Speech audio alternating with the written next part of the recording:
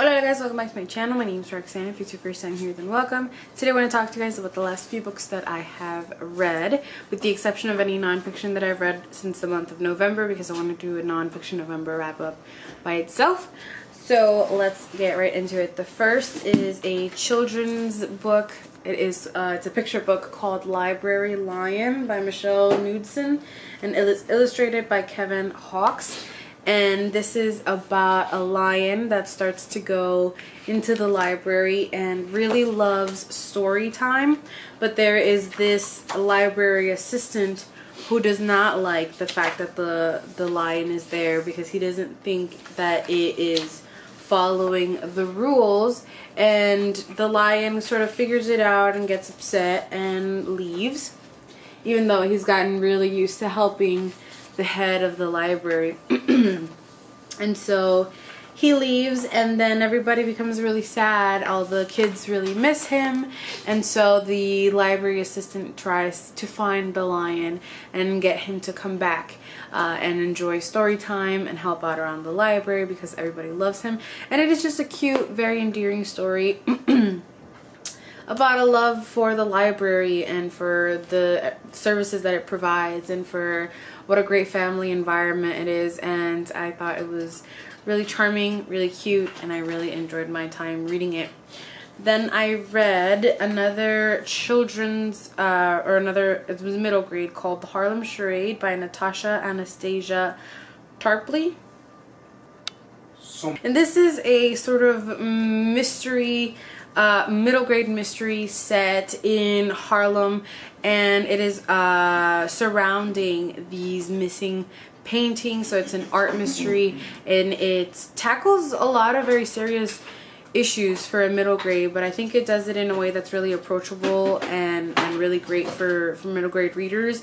It really focuses on gentrification and really getting to know your community and loving your community and everything that it can provide and the people that live in it, and supporting community businesses.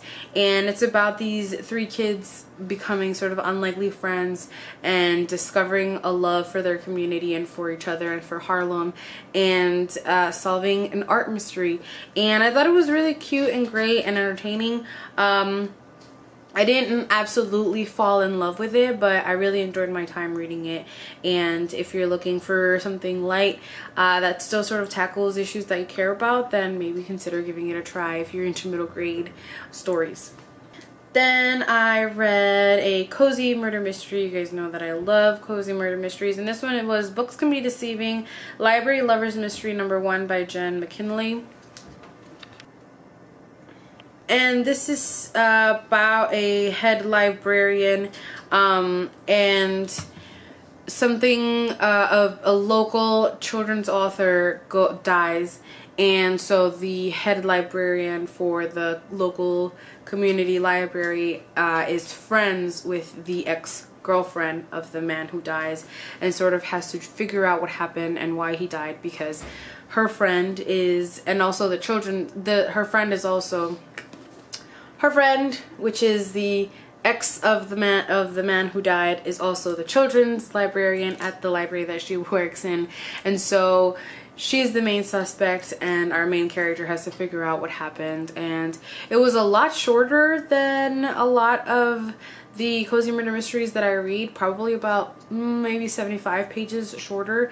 So it made for a very fast-paced read, and we didn't get to know too much about our characters, which I would have appreciated a little bit more. But I did like what I learned about them, about Lindsay, our main character. She, I feel, has a lot more agency than a lot of the cozy murder mystery main characters that I read, that sometimes I just kind of want to wring their neck and be like, stand up for yourself. So she does have a lot more agency, which is great. And I thought it was great. It was fun, it was entertaining, it was, you know, library setting, which I love, and really have no major complaints besides that. Then I started to finally read Robin Hobb, and I read book 1 of the Farseer trilogy, Assassin's Apprentice, and of course I had to get this edition because it's so much better than the US editions. And so this is set in the Kingdom of the Six Duchies, and our main character is Fitz. He is the bastard of the king to be. The book sort of starts off with his mom and grandfather giving him up to the family, the royal family. They don't really want anything to do with him, and so the royal family keeps him a secret, but also in order to keep him closer and control him, they train him to be the king's assassin. And it's about him growing up in that environment. It's about what happens to his father, the king to be, and the rest of his family and his uncles, the princes of the kingdoms, and it's a really interesting, intriguing story. A lot of political intrigue, which I love in my fantasy novels.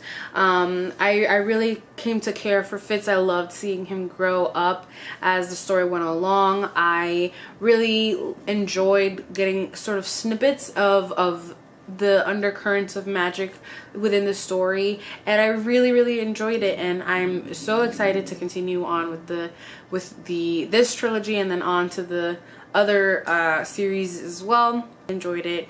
The hype that everybody is always giving it on BookTube, to me, was well deserved.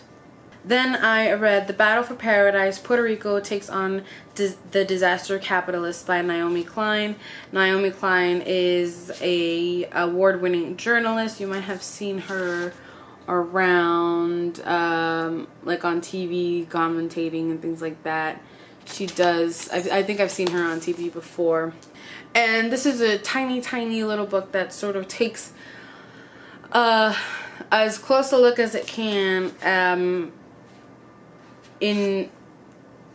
during the aftermath of Hurricane Maria in Puerto Rico and disaster capitalists, people who are trying to take advantage of the position that Puerto Rico finds itself in, both having been in a very fraught political, economic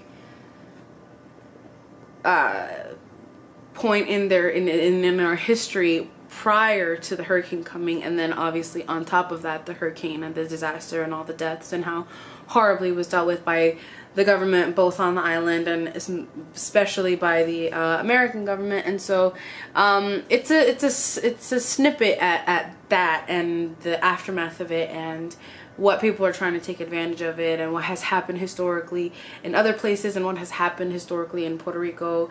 And she critiques it, and it is a book that will get you very upset if you're Puerto Rican, probably even more so.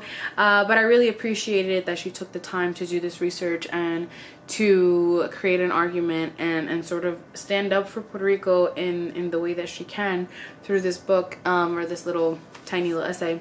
Upset me a lot when I was reading it, but like I said, I really appreciated everything that I learned.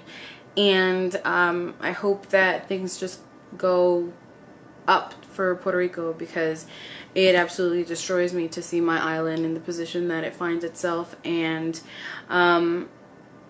yeah, I just want more people to learn about it and not to forget about what happened, and for it to just get better. Last but not least is Carrie by Stephen King. This is my first Stephen King.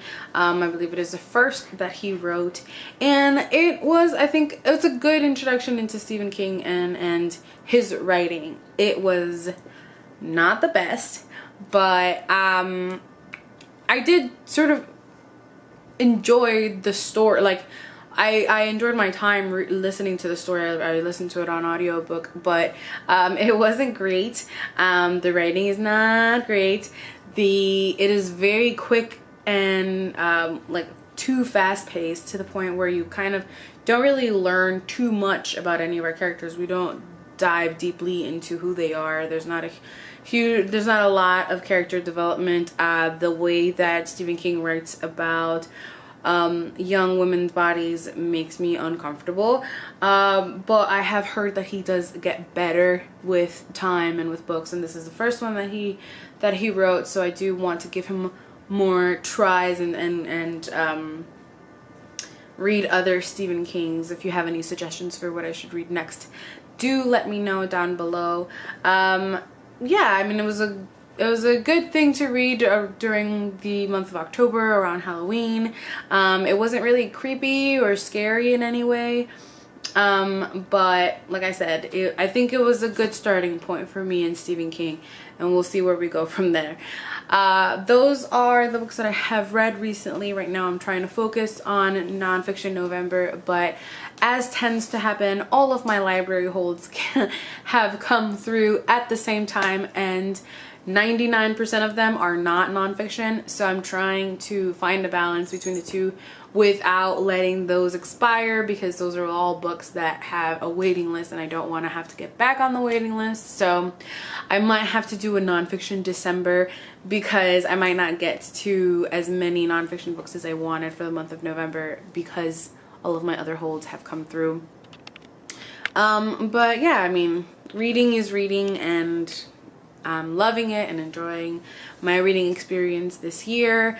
I'm already sort of starting to think about how I'm going to wrap up my reading year and the goals that I'm going to make for next year, and whether I met my goals for this year. So yeah, I'm excited for the things that are to come. As always, thank you for watching and for listening. I love you guys very much.